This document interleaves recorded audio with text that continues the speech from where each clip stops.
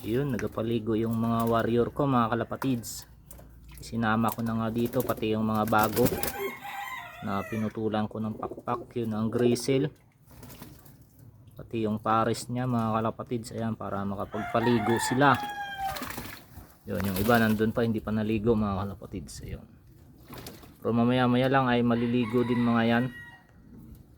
Yan, parang 2 linggo na nga tayo hindi nagpapaligo.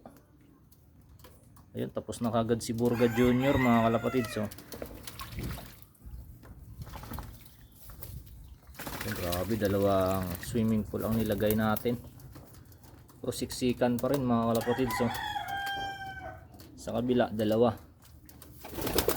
Sa kabila, ayun, bumaba na si sino yun? Dagol. Yan, maligo na mga kalapatids. Si Dagol nga.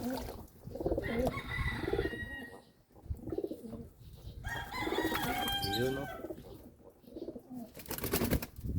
Yun, unang naligo si Burga Junior, kaya tapos na. Ayan, basang basa.